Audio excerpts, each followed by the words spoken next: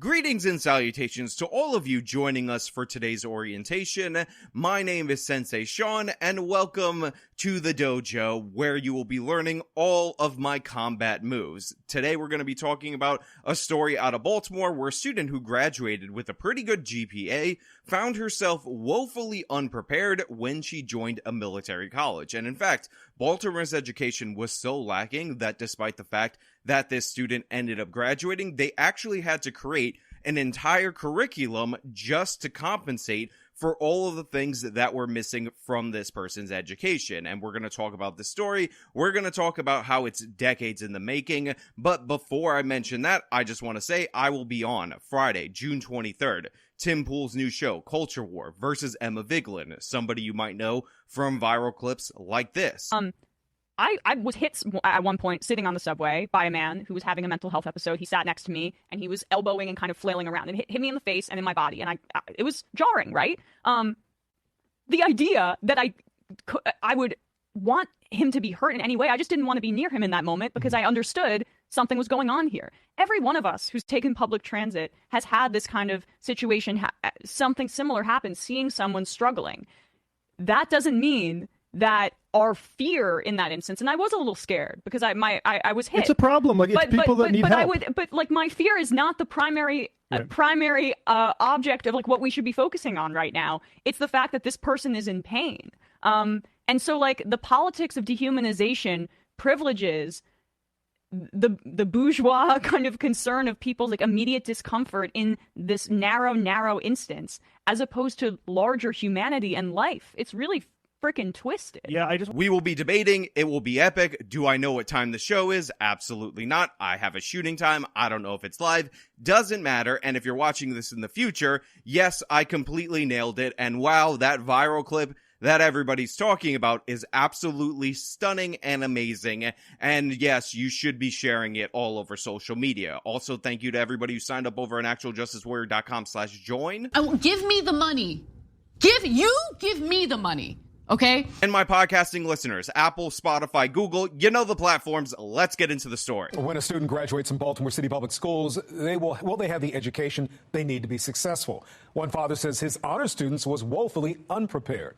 As Project Baltimore's Chris Papps explains, Maryland has changed high school graduation requirements to help students, but some say we're setting them up for failure. So in the intro in this, they explained that the student in question, the person that we're talking about, actually graduated from Baltimore Public Schools with honors. Now, a lot of honors programs and certificates have become not worth the paper they're printed on, and this is largely due to the fact that there is a left-wing push, a left-wing ideology that promotes this idea that grades are just bias and we should rely more on holistic evaluations, combined with the self-esteem movement, which of course says that if you tell every kid that they nailed it each and every single time, then they're going to be better off, and all of these various bad ideas that have been incorporated in our public school system. Now, to be clear, this person has a GPA that's reasonably high. However, there was a change in the graduation requirements in Baltimore City Public Schools, a change that a lot of people superficially might be in favor of,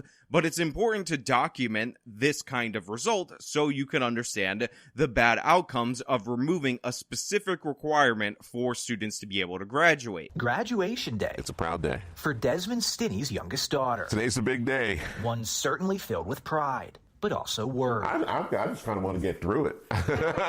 You see, 3 years ago, in 2020, Stinney celebrated the high school graduation of his oldest daughter, Xaviera. Our prize cadet here. We're so proud of her. An honor student, soccer star, and graduate of Baltimore Polytechnic Institute. So the first thing that I want you guys to notice, the first thing that I want you guys to understand, is that this is clearly and obviously a middle to middle upper class household. You have a father, a black father in the mix. So this is not similar to the stories that we covered about Baltimore schools previously, where we highlighted the most failing Baltimore schools and the students that were in the top of the class with a GPA of 0.1, which, by the way, was so insane that when I initially reported the story, I reported it as a 1.0 GPA because I could not possibly understand how bad Baltimore public schools were in comparison. Here you have an upper middle class household. This is a father that is involved in his daughter's education and would likely, if given the opportunity,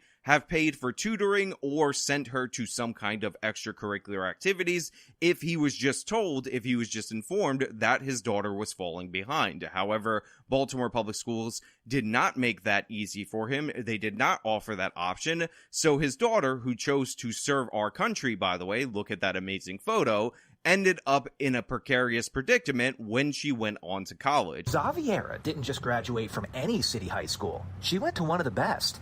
In 2020, Polly had a graduation rate greater than 95%. So just as I laid out, the school that we're talking about is actually in the upper echelon of not only Baltimore public schools, but supposedly in the upper echelon of the state of Maryland's public schools. And they have a plus 95% graduation rate, and that's actually down 1% in the year 2020. And the reason I'm emphasizing the fact that it's down that 1%, as you can see, is because this is not a situation where they stripped away requirements for the pandemic and then all of a sudden their graduation rate shot up because nobody was watching the store. Their 2019 graduation rates were in fact slightly higher, even if the margin is minuscule. One of the highest in Maryland. 77% of students tested scored proficient in English that year. Now, as you can see, even in this school, there is an achievement gap, but to be clear, this is not an instance, like we've talked about before, where only 7% of the students in this certain school district or in this specific school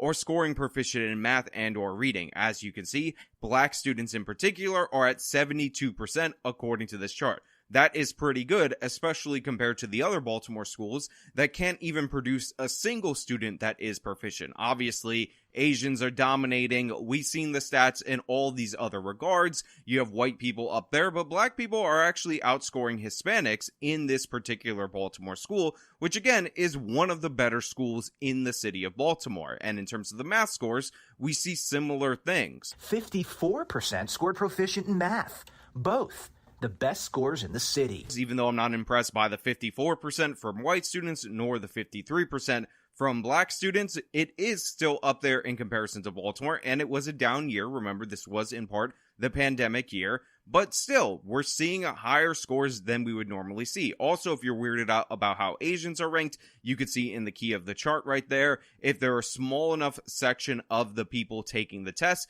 they're just scored at 5% automatically due to the fact that they don't have a real representative sample for this particular test. But overall, we're looking at positive numbers from this specific Baltimore school, specifically when you factor in that we're looking at the year of 2020, which was the year where many of these schools were shut down and they had to shift to remote learning. That's why you see some of the tickers next to the numbers are actually down. Soon after graduation, this father watched his daughter's bright future nearly fall apart.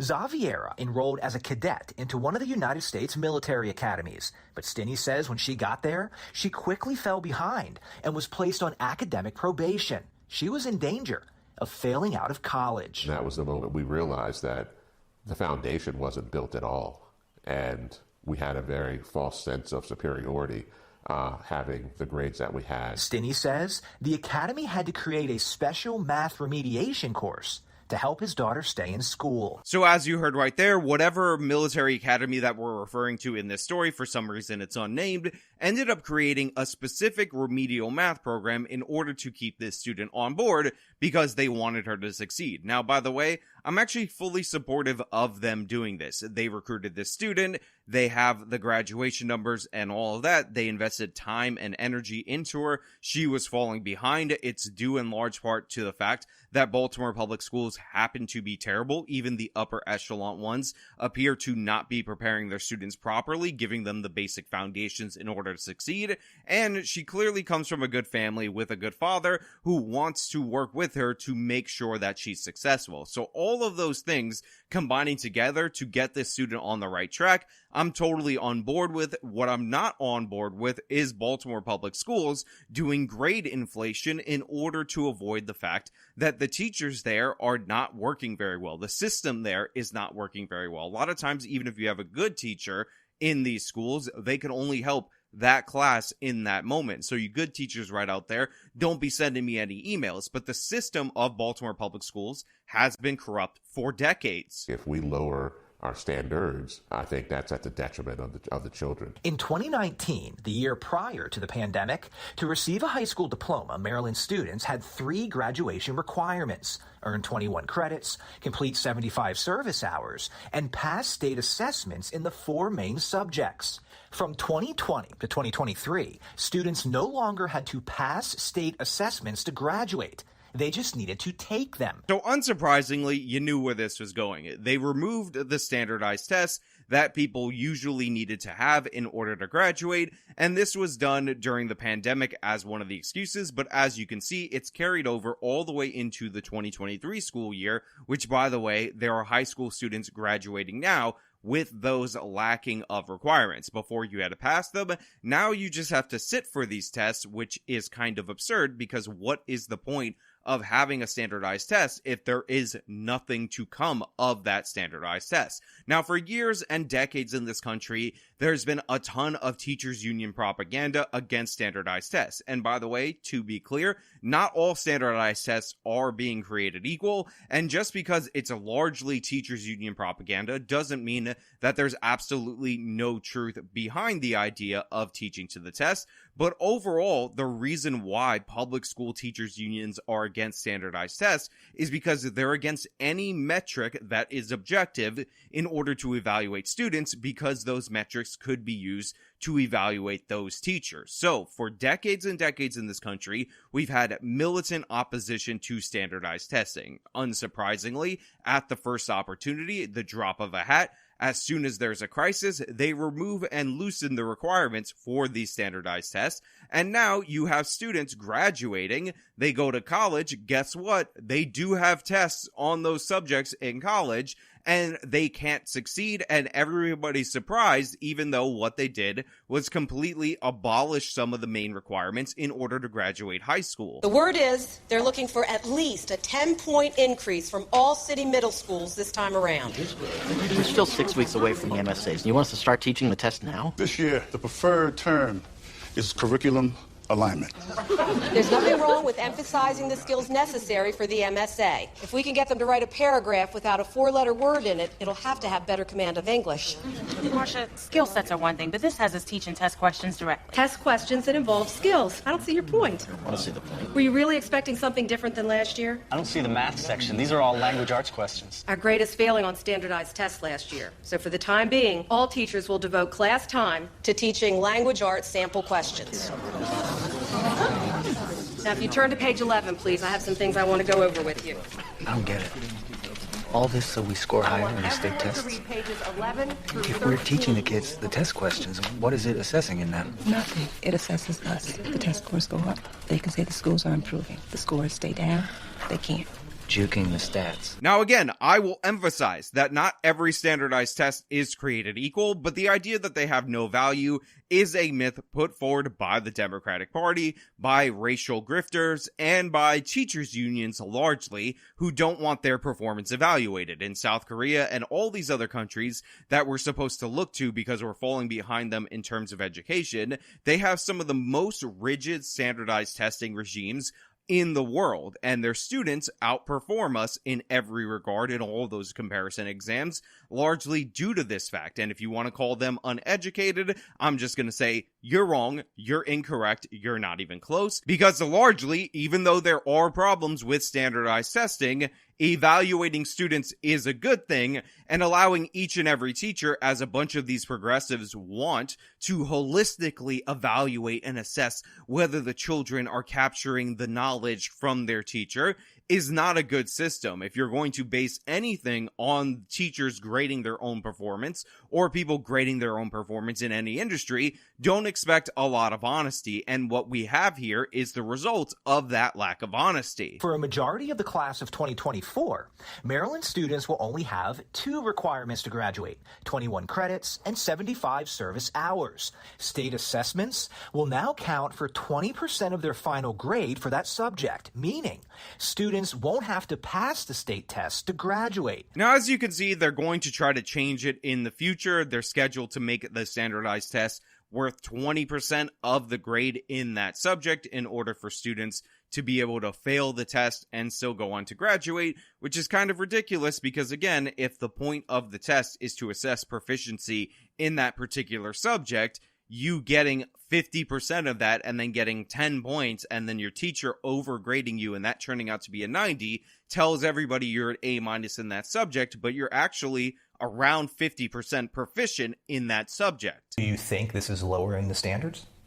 Well, anytime you got to do less to get to the same result, I think you're taking a hit on your standards. So I really like this father. Honestly and truly, I appreciate him. He's got a good voice, he's got a good cadence, and he's not messing around with the fact that he's not in favor of loosening standards. And he's saying it directly, he's saying it to the camera, because his reaction to this revelation for his daughter was to help out his daughter and try to get her through the academic probation. And because he actually buckled down as a father and worked with her, she was able to get to the other side of that potential crisis after 16 months. However, he doesn't want the schools to go softer because he can see the results of that up front. And in fact, he didn't realize they made this specific change, or he wasn't aware of the impact of this specific change. So he was actually overconfident and very happy with his daughter's grades, which, by the way, honor roll in the school. So they were in fact good, only to be kicked in the butt when she ended up going off to college, which was quite disappointing for him.